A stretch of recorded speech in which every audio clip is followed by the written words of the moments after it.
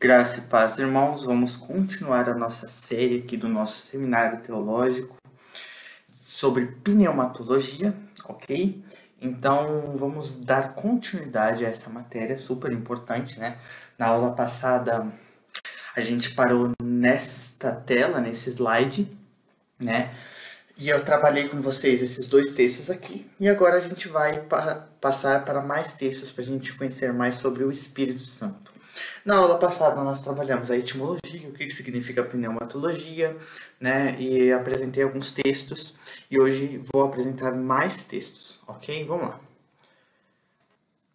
Apocalipse 2:7. Esse também é um texto bom, muito importante. Ele vai dizer: quem tem ouvidos, ouça o que o Espírito diz às igrejas. Então aqui é uma referência ao Espírito Santo transmitindo mensagens às igrejas.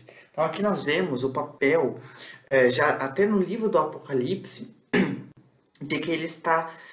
uma das manifestações do Espírito Santo é também para trazer profecias, para revelar mensagens, né? Como também tem um texto lá em Timóteo que fala: o Espírito expressamente diz que nos últimos dias apostatarão da fé, né? Então, esse ministério profético é dado pelo Espírito Santo. O Espírito Santo, ele então vem sobre a pessoa, né? A pessoa recebe o Espírito Santo e o Espírito capacita ela a então levar mensagens bíblicas. É claro que nem sempre todas as profecias serão de Deus. Isso, inclusive, a Bíblia vai alertar para a gente julgar as profecias. Nós não devemos crer em todas as profecias. Nós temos que julgá-las à luz da Escritura, tá bom? Mas é uma característica que a Bíblia dá acerca do Espírito Santo, que ele revela coisas e emite mensagens para a igreja. Nós vemos isso durante a Bíblia, assim, inteira, né? E, bem, basicamente é isso. O Espírito Santo, ele não pode ser, como nós vimos na aula antiga, né, na primeira aula, uma força ativa ou qualquer outra coisa assim, desprovida de personalidade, uma vez que a Bíblia atribui características a ele muito fortes para que ele seja apenas uma energia ou coisa assim do tipo. Como nós podemos ver aqui, o texto é bem claro, ele transmite mensagens à igreja. E às igrejas, né? Vamos lá. Ao que vencer, olha só, veja só, quem tem ouvidos, preste atenção. Aquele que tem ouvidos, ouça o que o Espírito diz às igrejas. O que o Espírito diz? Ao que vencer, dar-lhe-ei a comer da árvore da vida. Opa, quem está dizendo isso? É o Espírito. Olha só. Então o Espírito está dizendo que ele vai te dar acesso da árvore da vida. Olha só que legal aqui. Olha só. Olha só. Entendeu? E você vê que o contexto ele vai mostrar que Jesus está presente aqui. Você vê a Trindade operando no livro do Apocalipse desde o início. Você tem Deus, né, que é o autor da mensagem, e o livro já começa dizendo a revelação de Deus, né? Então, essa revelação, melhor dizendo, vamos lá. Essa revelação que Deus, sendo o autor de todas as coisas, soberano, onisciente, ele sabendo das coisas do futuro, ele pega então essa informação e ele transmite essa informação através do Espírito Santo para as igrejas. Ele comunica essa informação das coisas que vão acontecer no futuro através do Espírito Santo. E quem está mediando isso aí é Jesus, porque nós vemos aqui no contexto tanto a referência de que Jesus está falando e tanto que o Espírito está falando. Então, você vê que a revelação é de Deus, mas a mediação de Jesus e a mensagem está sendo transmitida pelo Espírito. Então, o livro do Apocalipse, ele apresenta o contexto trinitário desde o início, né? Se a gente for pegar ali o texto de Apocalipse 1, onde João vai dizer... Deixa eu abrir aqui na minha Bíblia, Apocalipse capítulo 1, né? Para ler aqui junto com os irmãos, para a gente tratar essa questão, né? Já que a gente está falando sobre pneumatologia, é bom entrar nessa questão de trindade, porque está envolvido também, né? Nós sabemos que a trindade faz parte da pneumatologia, né? A pneumatologia, ela foca no Espírito, e o Espírito faz parte da trindade, então estão ligados. Eu expliquei isso também na aula passada, mas vamos lá. Apocalipse capítulo 1, versículo 4. Apocalipse, capítulo 1, versículo 4.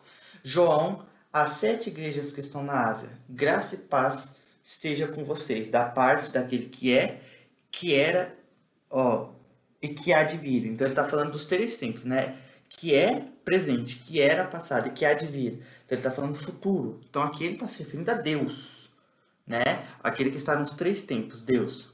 E dado 7 espíritos que estão diante do seu trono. Então ele está falando graça e paz da parte de Deus e dos espíritos que estão, dos 7 espíritos que estão no trono de Deus. E aí ele continua no versículo 5. E da parte de Jesus Cristo.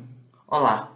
Então, ou seja, ele fala graça e paz da parte de Deus, dos 7 espíritos que estão no trono de Deus e de Jesus.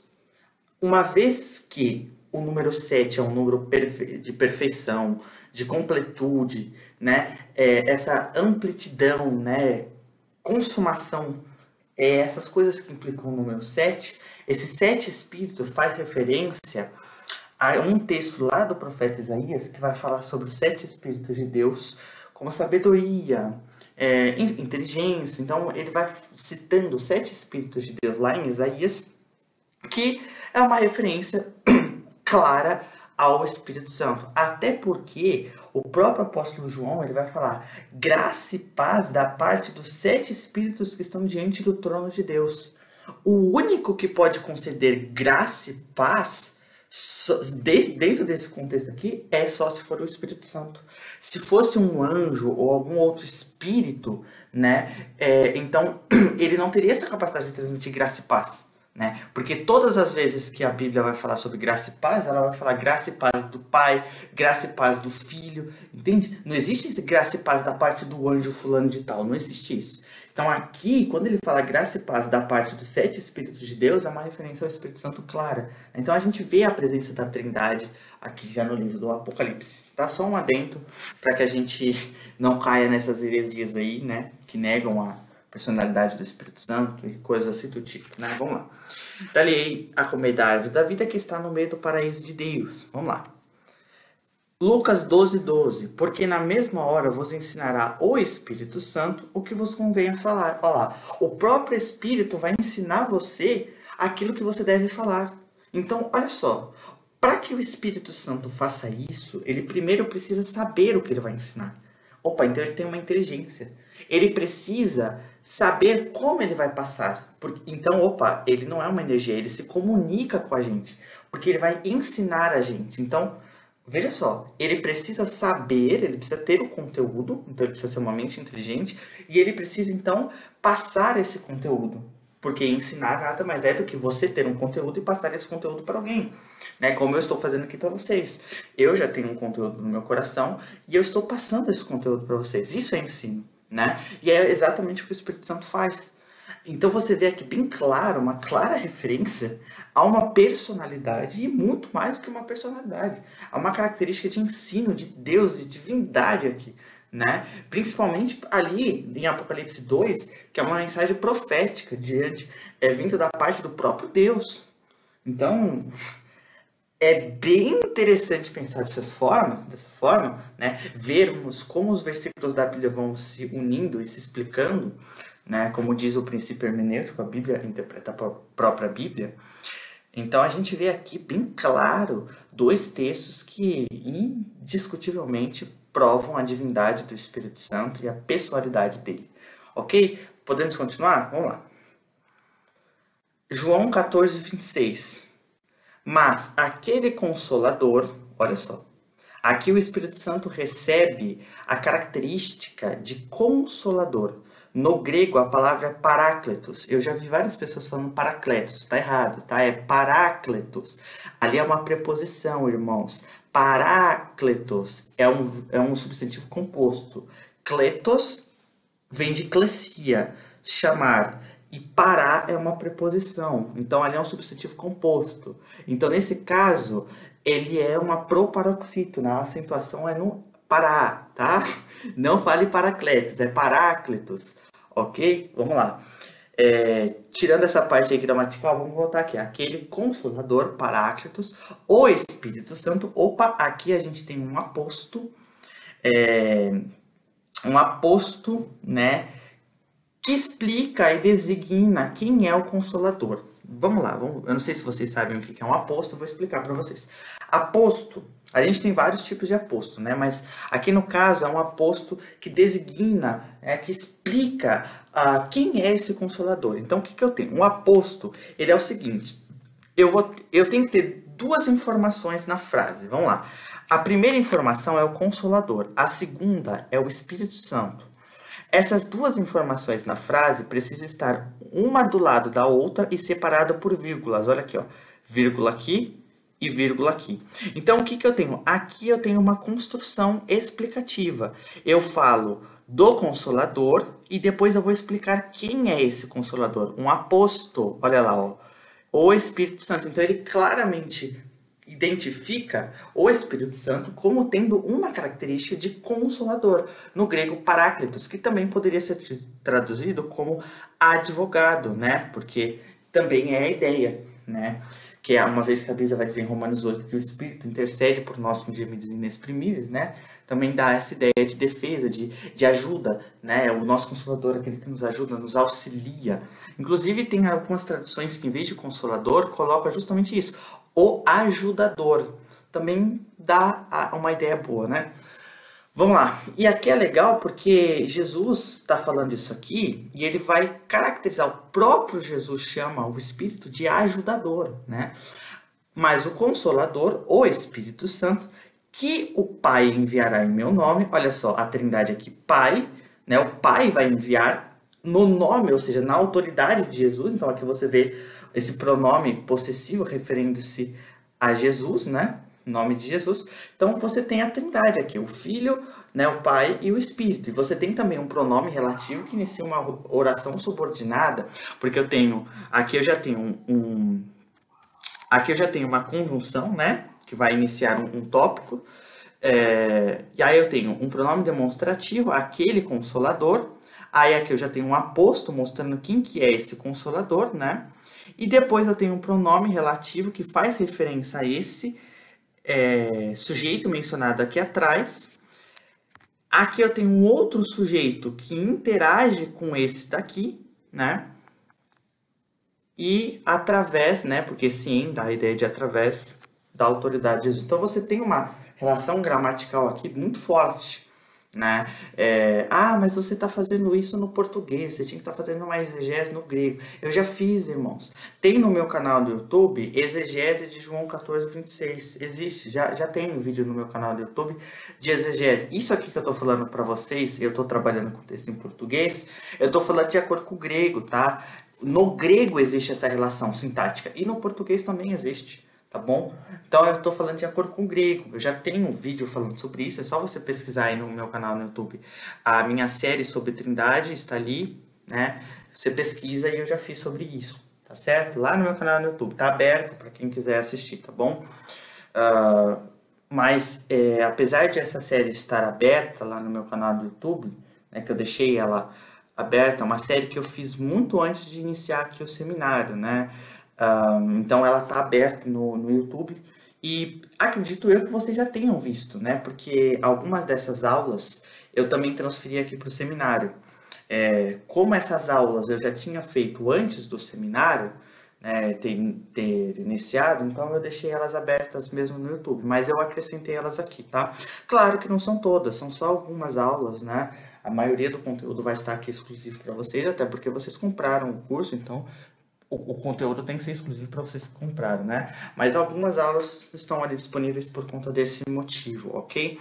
Mas eu acredito que vocês já devem ter visto essa exegese de João 14:26 aqui, né? Mas de qualquer forma, procurem ali no meu canal no YouTube, nessa série de Trindade, vocês vão ver a exegese, tá? Caso vocês não tenham visto. E é isso aí. Vamos continuar? Vamos lá, enviará em meu nome. Então aqui você já tem um outro nome, né? Aquele e esse são pronomes demonstrativos, né? Todos se referem ao Espírito Santo. Ensinará, novamente, o mesmo verbo do versículo passado, todas as coisas, olha só, e vos fará lembrar, olha só, ele também lembra as pessoas, olha só, de tudo quanto vos tenho dito. Então, eu tenho dito a vocês, né? No caso, Jesus está dizendo. Então, o Espírito estaria trazendo a lembrança dos apóstolos tudo o que Jesus ensinou. Então, fantástico, né? Vamos lá. 1 Coríntios 2, 13. As quais também falamos, não com palavras que a sabedoria humana ensina. Ó, veja só, hein? Não com palavras em que a sabedoria humana ensina. Então, aqui ele está falando de uma sabedoria que você aprende com o mundo. Um conhecimento que você adquire com o mundo.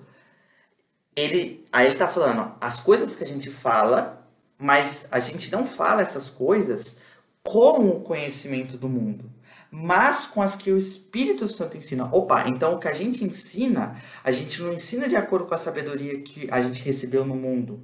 A gente ensina de acordo com a sabedoria que nós recebemos do Espírito. Olha só, aqui em cima você tem Jesus prometendo que o Espírito ensinaria, e aqui você tem o cumprimento desse texto ali em cima. O Espírito ensinou, e Paulo estava repassando a mensagem do Espírito. Olha só que legal esse texto aqui. Comparando as coisas espirituais com as espirituais. Então, ou seja, esse comparando poderia ser discernindo também, discernindo as coisas espirituais, né? Então, a ideia aqui é justamente essa. Olha só que legal. Entende? No versículo acima você tem uma promessa, no versículo abaixo você tem o cumprimento dessa promessa. Olha que legal estudar sobre pneumatologia, como a gente aprende bastante coisa sobre o Espírito Santo, né? Há muita coisa ainda para se ver, né? Muita coisa. Há muitos versículos, né? Eu tentei pegar bastante texto, como vocês estão vendo aí. Eu estou pondo só textos, explicando textos, para ninguém vir e falar, você está tirando isso da sua cabeça. Não, gente, eu não estou tirando da minha cabeça. Tudo isso aqui eu só estou lendo o texto e interpretando o texto do jeito que ele veio. Não é invenção, né? Porque eu já vi muitas pessoas, amados, pegarem texto, sabe? Ah, vamos estudar o livro tal. Não, a gente está pegando a Bíblia, vendo o que a Bíblia destrincha sobre o Espírito Santo. E isso aqui é inédito. Eu não vi ninguém fazendo isso aqui ainda. Pegar os textos e destrinchar assim, do jeito que eu estou fazendo aqui agora, ter vários textos, um do lado do outro, explicando, destacando, bonitinho. Isso aqui é inédito. Porque existem muitas heresias aí afora por falta de conhecimento do Espírito Santo, tá? Inclusive, as pessoas acham que o Espírito Santo, algumas pessoas acham que o Espírito Santo nem é mencionado na Bíblia. Por quê? Porque geralmente não é dado tanta ênfase nele, né? Por parte dos pastores ou de alguns outros seitas, né? Eles não dão tanta ênfase. A seita gnóstica, nem no Espírito Santo acredita, o gnosticismo, né? Eles dizem que existe o Espírito da verdade, é o Espírito do Pai, né? Mas o Espírito Santo seria uma invenção. Então você vê, olha só que coisa, né? Para onde que os caras vão, para onde as pessoas vão nas suas maluquices, de até negar o Espírito Santo. Isso é muito grave, irmãos. Tomemos muito cuidado com as coisas que a gente fala, porque a Bíblia, né, vai cobrar. Jesus vai cobrar tudo que a gente estiver ensinando. Então a gente tem que ter um conhecimento bíblico bem sólido ali dos textos para não inventar nada. Então o que eu estou fazendo aqui é somente pegar os textos e explanando aqui para vocês, nada da minha cabeça. Vamos lá. Já coloquei os dois, vamos lá. Quando vier, porém, o Espírito da Verdade, que é outro nome dado ao Espírito Santo, né, como mencionado aqui atrás, o Espírito da Verdade, né, algumas traduções traduzem como Espírito de Verdade, só que isso está errado. No grego não é Espírito de Verdade, isso está errado, é Espírito da Verdade.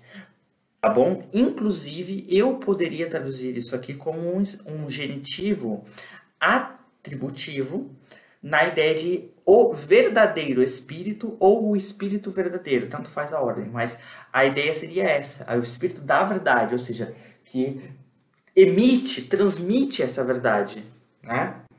Ok? Em contraste com os outros espíritos que são falsos. Tá? Essa que é a ideia. Ele vos guiará em toda a verdade. Tá vendo? Por isso que ele é o Espírito da Verdade. Ele então vai ensinar essa verdade para nós e nos guiar nela, né? Obviamente essa verdade é a palavra de Deus, por isso que está com letra maiúscula. Porque não falará por si mesmo, mas dirá tudo o que tiver ouvido e vos anunciará as coisas que hão de vir. Ou seja, isso é uma linguagem, né? Uma linguagem aqui que Jesus emprega também se referindo ao Apocalipse, porque ele fala as coisas que hão de vir, está no futuro. Você pode ver que esse hão de vir é o futuro, ou poderia ser traduzido como virão, né? No português mais usado por nós seria as coisas que vão vir, né? A gente usaria o futuro próximo, vão vir. Esse hão de vir é extremamente formal, né? Mas, enfim, isso é assunto para outra questão, para outra coisa. Mas a questão é a seguinte, você vê que a linguagem que Jesus coloca é que o Espírito não falará por si mesmo. O que Jesus quis dizer por isso? Jesus está usando uma linguagem para se referir ao seguinte, o Espírito não vai inventar nada. O Espírito não vai falar algo da nossa linguagem, vai da sua cabeça, algo que ele invente, alguma falácia, alguma artimanha. Não, o que ele vai falar é algo concreto, é algo da parte de Deus, é algo que realmente tem substância, não é algo que ele inventou, é algo que realmente procede da parte de Deus. É esse tipo de linguagem que o Espírito está falando, mostrando também uma certa diferença entre o Espírito e Deus, né? Então ele fala, ele não falará por si mesmo, mas dirá tudo que tiver ouvido, então, ou seja, existe o Espírito e existe o Pai, são pessoas diferentes. Eu já expliquei isso aqui na aula de Trindade. O Pai é a primeira pessoa, o Filho é a segunda pessoa e o Espírito é a terceira pessoa. Eles são três pessoas, mas as três pessoas compõem uma divindade. Então não são três deuses. As pessoas confundem muito, né? Geralmente as pessoas falam, então são três deuses. Não, nenhum trinitário defende a existência de três deuses. Todos nós iremos defender, como sempre defendemos, a existência de um Deus. E eu posso explicar isso aqui para vocês. Ó, vem cá. Deixa eu pegar uma cor aqui, tipo um azul, para demonstrar uma coisa aqui para vocês, ó. Tá vendo esse pronome relativo que aqui? Deixa eu pôr uma setinha aqui. Esse pronome relativo que, ele é um pronome relativo que, né? Ele tem quantas letras? Ele tem 3 letras. Então vamos isolar, vamos fingir que o restante do versículo não exista e só exista esse pronome relativo aqui. Vamos lá. Quantas letras esse pronome relativo tem? 3. Mas se eu perguntasse para você quantas palavras há nessas 3 letras, você diria uma palavra. Opa, então com 3 letras eu formei uma palavra. Então você vê que isso é possível, 3 serem 1. E é legal também porque eu poderia dar muitas outras informações, né? No caso, por exemplo, dos dentes, vamos pôr.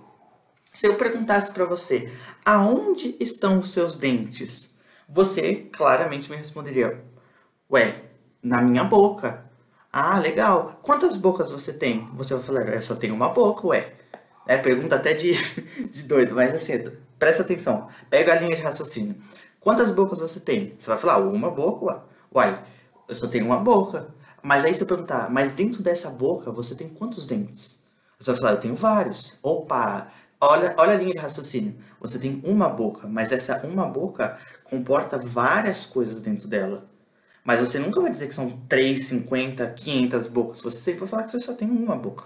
Percebeu a linha de raciocínio? Mesma coisa com Deus. É a mesma coisa. Deus é um, né, em essência, na divindade, mas 3 em pessoa. Na verdade, isso é uma comparação bem legal, né? Bem fantástica. De você entender a questão de Deus através da anatomia, né? Legal, né? Geralmente as pessoas vão ensinar sobre a água, né? Que existe 3 estados, o sólido, o gasoso e o líquido. Mas eu quis colocar aqui do dente, que é uma coisa inédita, né? Nunca ouvi ninguém falando essa questão do dente, mas legal, né? Bem, entendido? Espero que vocês tenham entendido aí. Eu não sou louco não, tá, gente? Isso aqui é a Bíblia Sagrada. Vamos lá. Romanos 8,14. Porque todos os que são guiados pelo Espírito de Deus... Então, olha só. Olha que legal. Os que são guiados pelo Espírito de Deus. Lembra aqui em cima que Jesus vai falar, ó. Guiará, olha lá. Guiará, guiados pelo Espírito de Deus. Olha só que legal. Esses são filhos de Deus. Opa, então a característica de um filho de Deus é ser guiado pelo Espírito de Deus. Legal, né? Legal, fantástico. Vamos lá. Mais textos. Acabou ainda não, meus irmãos. Vamos que vamos. Que esse tema é muito legal. Eu gosto bastante de discorrer acerca desse tema. Vamos que vamos. Pneumatologia, né? Romanos 8, 26. E da mesma maneira também o Espírito, olha só, ajuda, olha lá, as nossas fraquezas, olha só.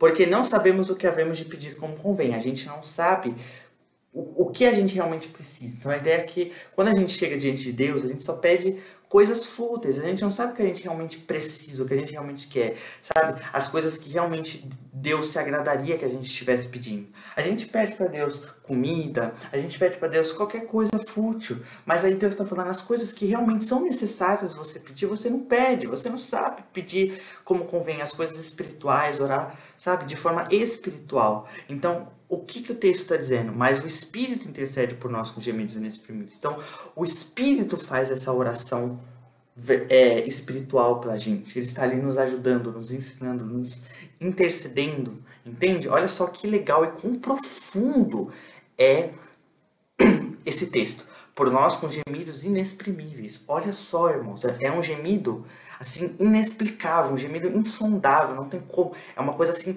tão sublime, tão, assim, grandiosa. Olha só. E esse por nós é em nosso benefício, tá? Quando aqui fala que ele intercede por nós, ou seja, é em nosso favor. Essa que é a ideia, tá? Continuando. E aquele que examina os corações, então aqui está falando de Deus, sabe qual é a intenção do Espírito. Olha só. Então, Deus sendo distinto do Espírito aqui, ó, como duas pessoas, tá vendo? Deus conhece a intenção do Espírito, porque o Espírito intercede a Deus. Então, olha só, o Espírito intercede a Deus, e Deus conhece a intenção do Espírito. Ao mesmo tempo que eles são pessoas distintas, eles estão totalmente interligados. Um intercede ao outro, né? O Espírito intercede a Deus, e Deus conhece o Espírito. Então, há uma relação muito íntima, muito próxima, muito profunda entre eles. E ao mesmo tempo existe também essa separação de duas pessoas. Então isso aqui é fantástico, isso é Bíblia Sagrada. A Trindade é uma doutrina fantástica e muito mesmo sublime, insondável, que a gente está vendo somente uma parte dela, né? Se a gente fosse pegar para esquadrinhar, pegar realmente para fazer estudos exaustivos acerca da Trindade, ia demorar muito tempo. Porque dá para falar muita coisa. A Trindade é um tema tão espiritual, tão assim sublime, tão gostoso de trabalhar e tão profundo que dá para a gente tirar muita coisa acerca disso. Amém, amados? E explicando aqui novamente, 3 pessoas, um Deus, ok? Não somos politeístas. Nós somos monoteístas, nós cremos em um Deus, tá bom? Nunca esqueça disso, Deus condena a idolatria. Vamos lá. E é ele quem? O Espírito, que segundo Deus, intercede pelos santos. Ou seja, que santos são esses? Os cristãos. Legal, né? Efésios 4:30. E não entristeçais o Espírito de Deus, ou seja, ele pode se entristecer, no qual fostes selados para o dia da redenção. Então, a gente foi marcado, selado, separados, consagrados com a marca, o selo de Deus, para o dia da volta de Cristo. Mais texto, vamos lá. 1 Coríntios 12, 7 e 12. Mas a manifestação do Espírito, né, no caso aqui, os dons, né, aqui é o contexto dos dons, é dada a cada um, para o que for útil, ou seja, o Espírito Santo não é dado para a gente ficar brincando, ou para a gente ficar usando para coisas vãs. Não, é para coisas úteis, edificação do reino de Cristo. É para isso que os dons são dados. Porque a um, pelo Espírito, é dada a palavra da sabedoria. Olha só, que legal. Então, o Espírito concede a algumas pessoas sabedoria. E a outro, pelo mesmo Espírito, ou seja, não são espíritos diferentes, é o mesmo Espírito, ele está falando do Espírito Santo. Então, o mesmo Espírito Santo que dá sabedoria, ele também dá ciência, a palavra ciência. E a outro, pelo mesmo Espírito, a fé. O mesmo Espírito que concede a sabedoria, concede ciência e concede fé. E a outro, pelo mesmo Espírito, os dons de curar. Ou seja, o mesmo Espírito que concede a fé, também concede a cura. E é outra operação de maravilhas, e a outra profecia, é outro dom de discernir os espíritos, e a outra variedade de línguas, é outra interpretação das línguas, mas um só, e o mesmo Espírito opera todas essas coisas, repartindo particularmente a cada um como quer. Olha a profundidade desse texto, irmãos. Porque assim como o corpo é um, ele tem muitos membros, olha isso aqui, a afirmação de Paulo é profunda demais. E todos os membros, sendo muitos, são o seu corpo, assim é Cristo também. Olha isso. Vamos lá, vamos com calma, porque aqui tem muita coisa para falar. Primeiro ele está falando dos dons, ok? Então ele está dizendo que todos os dons que existem na igreja é dado pelo Espírito.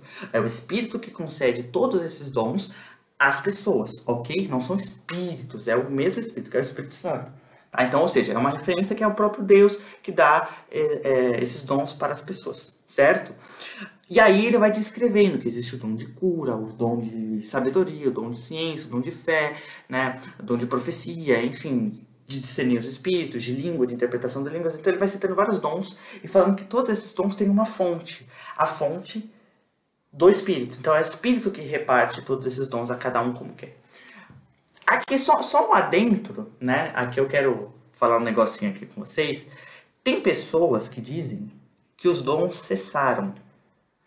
Mas eles, ao mesmo tempo que eles falam que os dons cessaram, eles vão dizer que os dons de língua e de cura cessaram.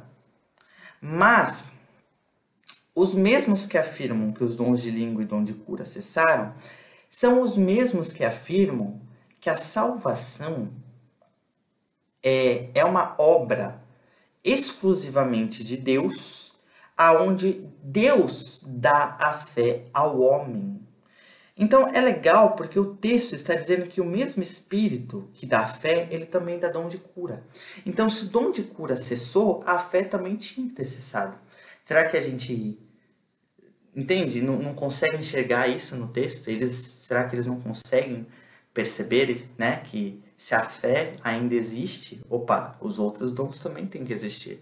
Porque aqui está falando que o mesmo Espírito concede todos esses dons. Então, se um cessou, os outros também tinham que ter cessado. Então, se a fé é um dom dado por Deus, e aqui está dizendo que é o Espírito que aperfeiçoa e dá a fé às pessoas, então os outros dons também é o Espírito. Então, se a fé ainda está em vigor hoje, os outros dons também têm que estar. Raciocina aí um pouquinho. Tá bom? Só para um adentro aí para quem é sensacionalista. Sensacionalismo não, cessacionista, perdão. Perdão, cessacionista, que não acredita nos dons, ok? Vamos lá.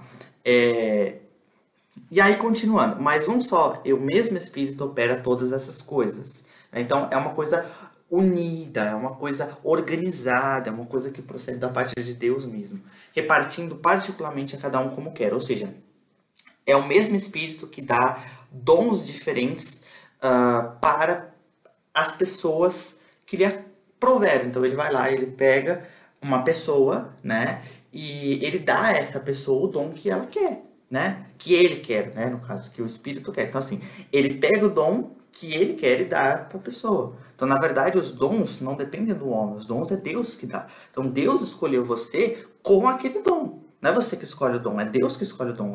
É Deus que te dá esse dom. Repartindo particularmente a cada um como ele quer. Ok? Então, vamos lá. Porque assim como o corpo de Cristo é um, não existe corpos. Jesus é casado com uma esposa. A noiva do Cordeiro é uma, então é um corpo. Ok? Não são dois corpos. Tem pessoas que estão afirmando que são dois corpos. Cuidado, é um corpo. Jesus só tem uma noiva, uma esposa.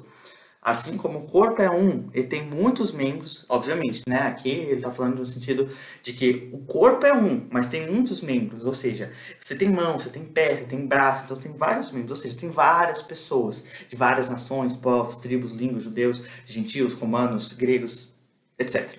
Ok? Por isso que ele fala, o corpo é um, mas tem muitos membros. Mas é um, entende? E todos os membros, sendo muitos, são um só corpo. Olha só, olha só, olha só, olha só, olha só, olha só, olha só. Olha só. Eles são vários membros, mas eles são um corpo. E aí Paulo explode. Assim é Cristo também. Rapaz, esse texto fica para a história. Ele fala que Cristo é assim também. Ou seja, é um corpo e muitos membros. Acabou de falar da Trindade. Rapaz, esse texto é fantástico. Eu não sei se vocês conseguem enxergar a profundidade que eu consigo enxergar nesse texto, mas esse texto é muito profundo, né? E ele fala, assim é Cristo também, ou seja, a Trindade, 3 em 1. Fantástico esse texto. Vamos lá. E, passando pela Frígia e pela província da Galácia, foram impedidos pelo Espírito Santo de anunciar a palavra na Ásia. E quando chegaram a Mísia, intentavam ir para Bitínia, mas o Espírito não lhes permitiu. Bem, existe um porquê do Espírito Santo ter barrado, né? Não é o nosso foco aqui, mas existe um porquê do Espírito ter barrado, existem duas possibilidades. Já ouvi que Pedro, ele estava nessas regiões da Galácia, da Frígia, da Bitínia, né? E o Espírito Santo então falou para Paulo, né? E os que estavam com Paulo não ir para lá, porque Pedro já estava lá. Existe essa possibilidade, né? Eu já ouvi.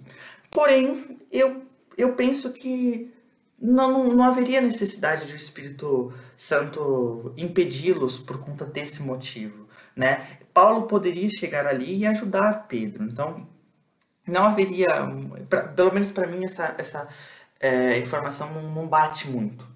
Acredito eu que eles poderiam, Paulo e os que estavam com eles, sofrer algum perigo de morte ali nessas regiões. E por isso o Espírito Santo falou, opa, não vai para lá. Entendeu? Possivelmente algumas pessoas podiam estar tramando a morte de Paulo nessas regiões, né? Ou simplesmente não era a hora ainda de evangelizá-los, né? Poderia estar acontecendo alguma manifestação, alguma coisa, não sabemos, né? O texto não diz, mas de uma coisa é fato. Por algum motivo, eles não poderiam ir lá, né? Então o Espírito, opa, ali não, é para você ir para outro lugar. Então eles tentaram ir para outro lugar e o Espírito também não permitiu. E aí Paulo teve um sonho que era Deus mandando ele lá para Macedônia. Então o lugar que Deus queria era a Macedônia, certo? Então você vê quem mediou tudo isso? O Espírito. Então o Espírito Santo guiava a igreja. Lembra que Jesus disse que o Espírito iria guiar a igreja? Olha o cumprimento dessa promessa aí. Romanos 15:30. Rogo-vos, pois, irmãos, por nosso Senhor Jesus Cristo, e também pelo amor do Espírito, olha só, que luteis juntamente comigo nas orações a Deus a meu favor. Então aqui é legal, né? Ele vai falar, eu peço a vocês, rogar, pedir a vocês, irmãos, em nome de nosso Senhor Jesus Cristo, né? Por nosso Senhor Jesus Cristo. E também, olha lá, e também pelo amor do Espírito. Então olha que ele cita Jesus, né? Que é o Senhor, aquele que lidera, que dá mandamentos, e o amor do Espírito, né, que procede, que o Espírito manifesta o amor dele, né, que lutei juntamente comigo nas orações a Deus. Então você ora a Deus. Então aqui você também vê uma referência à Trindade, né, e o Espírito é mencionado aqui como sendo o amor do Espírito, o amor que emana dele, né, que ele manifesta esse amor de Deus, né. E aqui no caso Paulo está falando, orem, né, a meu favor, para que o evangelho chegue a mais cidades, né? Deus me use, e esse é o contexto. Mais texto. Atos 7:51. Homens de dura cerviz e incircuncisos de coração e de ouvidos. Estevão está dizendo isso. Vocês aí, que são de duro coração, vocês aí, sabe, que estão ouvindo o meu discurso até agora e não se quebrantaram. Vocês são rebeldes, né? Vocês ainda não se arrependeram. Vocês acham que vocês são os perfeitos. Então é isso que Estevão está dizendo. Vós sempre resistis ao Espírito Santo. Ou seja, o Espírito Santo estava manifestando ali. Estava se revelando ali. Estava tendo ali. O Espírito Santo tinha enchido Estevão. Estevão estava cheio do Espírito Santo. Havia manifestação do Espírito Santo ali através de Estevão. E eles estavam com um duro coração, resistindo a essa manifestação. E aí Estevão fala, vocês estão negando a ação do Espírito. Assim como fizeram vossos pais, também vós os fazeis. Ou seja, os antepassados de vocês fizeram a mesma coisa que vocês estão fazendo agora. E, consequentemente, vocês terão a mesma condenação que eles tiveram. É isso que Estevão está dizendo. Vamos lá. Isaías 61:1. O Espírito do Senhor Deus. Olha só, Antigo Testamento, hein? Aqui é um texto também que faz referência à Trindade. E está no Antigo Testamento. O Espírito do Senhor Deus está sobre mim. Porque o Senhor me ungiu para pregar boas novas aos mansos. Enviou-me a restaurar os contritos de coração, a proclamar liberdade aos cativos e a abertura de prisão aos presos. Bem, isso aqui é uma profecia messiânica, se refere a Jesus. E esse mim se refere a Jesus, né? O Espírito do Senhor está sobre mim, ou seja, sobre Jesus. E o Senhor, com letra maiúscula, está se referindo a Deus. Então o Senhor unge a Jesus com o Espírito, né? Isso também vai ser repetido lá em Atos 10:38, se eu não me engano, e em Lucas também, né? Então é uma profecia messiânica, já no Antigo Testamento, mencionando a Trindade, né? Para quem acha que a Trindade não está presente no Antigo Testamento, aí é um texto para vocês. Vamos lá? E mais textos, né? Vamos lá. Quanta coisa. Os nomes do Espírito Santo nos revelam muita coisa a respeito de quem ele é. Sim, os nomes, as características que ele recebe, isso manifesta muita coisa a respeito dele. Há versículos que enfatizam sua personalidade e caráter, sim, aquilo que ele faz, né? Aquilo que ele é, o seu caráter, os seus atributos. E há versículos que enfatizam seu trabalho e poder, né? O que ele faz. Enfim, aqui a ideia é a seguinte, que as características que a Bíblia atribui ao Espírito Santo enfatizam uma personalidade, o caráter, o trabalho, o poder, etc, ok? Mas de todos esses nomes, essas características, esses adjetivos que o Espírito Santo recebe, em nenhum deles o Espírito é mencionado como uma força despersonalizada, né? Então, vocês puderam ver aqui vários versículos que eu apresentei para vocês, o Espírito Santo nunca foi mencionado de uma forma despersonalizada, como uma energia ou como algo assim do tipo, tá? Existem cerca de 350 passagens das Escrituras que mencionam o Espírito Santo, em que mais de 50 nomes ou títulos podem ser discernidos. Citaremos alguns para exemplificar. Obviamente não tem como eu colocar todos, mas vamos lá. Olha aqui o tanto de versículo que fala do Espírito Santo. Vamos lá. O Espírito, 1 Coríntios 2:10. Espírito Santo, Atos 19:1-2. Espírito de Deus, 1 Coríntios 3:16. Espírito de Yod-Heh-Vav-Heh, né, que é o nome de Deus, Isaías 61:1. Espírito do Deus vivo, 2 Coríntios 3:3. Espírito de Cristo, Romanos 8:9. Espírito de seu Filho, olha o tanto lá de versículos, Gálatas 4:6. Olha isso, irmãos. Espírito de Jesus Cristo, Espírito da vida, Espírito de adoção, Espírito da graça, Espírito da glória, Espírito de santidade, Espírito de purificação, Espírito da verdade, Espírito eterno, Espírito Santo da promessa, água, vento, fogo, óleo, pomba, aqui tá pompa, né? Era para ser pomba, desculpa, pomba, selo e senhor. Então, ou seja, olha o tanto, e penhor, perdão, penhor. E Senhor também, né? O Senhor é o Espírito, também tem esse texto, também fala sobre isso. Ele também é chamado Senhor. Então, olha o tanto de características que aparece sobre o Espírito Santo. Então, em nenhuma delas é mencionado como algo despersonalizado. E mais textos aqui, né? Mais textos. E há de ser que depois derramarei o meu Espírito sobre toda a carne, vossos filhos e vossas filhas profetizarão, ou seja, o Espírito caracterizando, né, a profecia, dando profecias, os vossos velhos terão sonhos, os vossos jovens terão visões, e também sobre os servos e sobre as servas naquele dia derramarei o meu Espírito, Joel 2:28-29, Atos 2:1-4, e cumprindo-se o dia de Pentecostes, estavam todos concordemente no mesmo lugar, e de repente veio do céu um som como de um vento veemente e impetuoso, e encheu toda a casa em que estavam assentados, e foram vistas por eles línguas repartidas como que de fogo, as quais pousaram sobre cada um deles, e todos foram cheios do Espírito Santo, e começaram a falar noutras línguas, conforme o Espírito Santo lhes concedia que falasse. Joel é a profecia, Atos é o cumprimento da profecia. Fantástico, aqui mostra, né, a manifestação do Espírito Santo, dando visões e dons. Ok? Vamos parar por aqui, foi muito conteúdo, essa aula ficou excelente. E eu espero que vocês tenham gostado. Aproveitem aí, assistam mais uma vez, né? E Deus abençoe vocês. Fiquem na paz do Senhor.